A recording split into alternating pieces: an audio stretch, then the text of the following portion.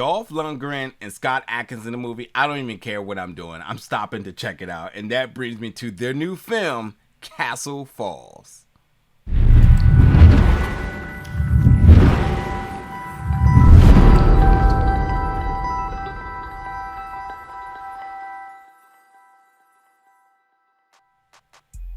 What's up, folks, and welcome back to the channel today for another review. And today we're going to be reviewing the film Castle Falls, which is going to be in theaters, on demand, and digital December 3rd. Now, beyond this film starring the two of them, this is also directed by Dolph Lundgren. So, hey, what's up, Dolph? What you got for us? And I gotta say that there's a couple of things I want to say. First of all, you know why I'm here.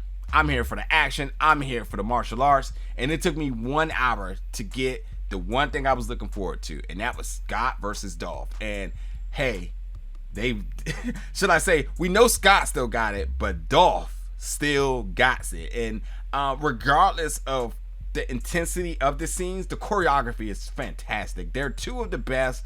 They're experts at this. So you know this was a walk in the park, and it was probably a very good, happy moment for the two of them to be able to work on this together. And yes, it took an hour for me to get that, but when I did get it, I was completely satisfied. Now, this film is independent, so it does have its flaws in terms of production, CGI, green screen, all these noticeable things, visual things that you can see. The acting's not really all that. But the stars came and did what they were supposed to do, which I'm talking about Dolph and Scott. You know, they show up, you know exactly how they're going to act. But considering what this film is about, because really, it's not really the important thing here, because the important thing for me is really like, hey, one of these two is going to, you know, tussle one another, you know? Castle Heights Hospital is a hospital that is soon to be destroyed. And that's because there's going to be some new developments in that area. So everybody is coming together to share this story about how much that hospital, or the lack of how much that hospital meant to them, because there's some bad stories attached to it as well too. But nonetheless, it's not part of the city's development going forward, so they're going to destroy it and obviously build up some new and better things around it. So it's a clock before it meets its detonation, where you know you have the city council and the governor, or whoever it all is, all coming together to talk about it with press and media and so on. So yes, that's the first thing here. The second thing is that you have a couple of different individuals who is all seeking the need of some financial blessings here. So Dolph's character has a daughter who is in need of medical treatment, chemo. He needs money to pay for that.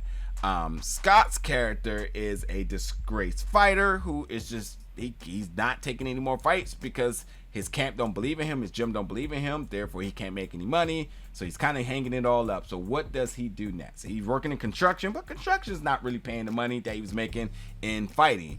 And then you just obviously have a group of crooks who knows about this hidden stash of money that happens to be in this hospital, that they need to get to it before it ends up being destroyed. So Dolph's character works he's a correctional officer, and he also works to deal with an inmate to also get intel that there's money at the hospital. Scott, who works in construction, happens to stumble across this money coincidentally before he calls off on his final shift before the hospital is destroyed. So all of them are in the same place at the same time, trying to get this money and escape before they're either killed by one another or before this thing ultimately is destroyed, the whole building. So that's that. This is like I don't know what to kind of compare this to, but it's exactly what I'm saying it is. It's just everybody being in the building, they're on the clock against the building being destroyed, 90 minutes at that, and then they're obviously trying to almost play cat and mouse with one another within the building, because the group of assassins, or whatever you want to call it, gangsters or whatever, it's like 6 or 7 of them. They had ammunition. The other 2, they're just here because they just thought it was going to be a census, like, oh, I know where it's at, I'm gonna get it, I'm gonna end up getting out. But this obviously more than that. But as I said, you know, the film is not without flaw. I think the production is noticeably and very obviously a lower budget film, which I don't think is a problem. But obviously, you know, the nitpick, there is little issues time to time within it. The action's good. The choreography within the action is stellar. And beyond that, if you obviously if you see the stars attached to this film, then you know what you're getting here. So good martial arts, good gunfight, shall I say? There is a little bit of there's some definitely jaw dropping moments of things that you wasn't expecting. I do not think so. For me, and maybe because I watched it early, the film isn't quite rated yet. And I don't think there was blood when I was watching, so it's definitely PG-13 at the time, because there definitely should have been blood splatter in times that there wasn't. There's obviously blood paint, but like if somebody's getting shot, then But I do not recall there being blood splatter. I gotta think about that for a second.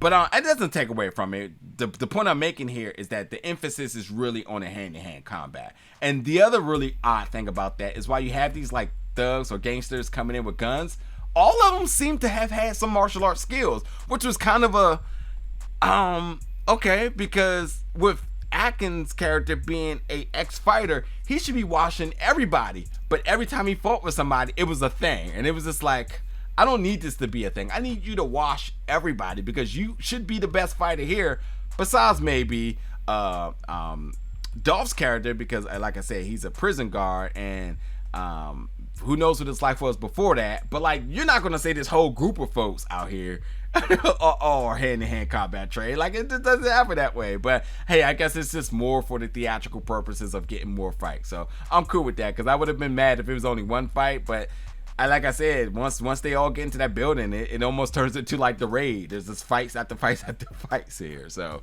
but I still, if you're a fan of the two of them, totally check this out. I was entertained. I actually probably will watch it again, just because of the fact I need to kind of, I need to go back and see, was there blood splatter? But I was ultimately entertained by the fights that was going on. The combat was pretty cool.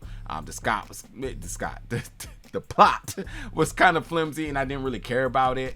I was just only caring about the fights here.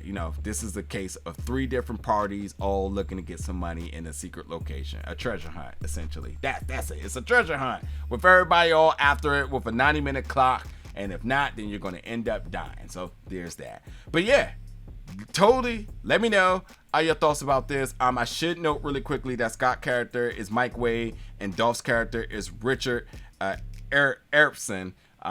Because I haven't named him this entire review, but nonetheless, doesn't take away from anything. You still should enjoy it regardless. But yeah, jump in the comments, let me know your thoughts about this when you check it out. And as always, stay tuned for more reviews very soon.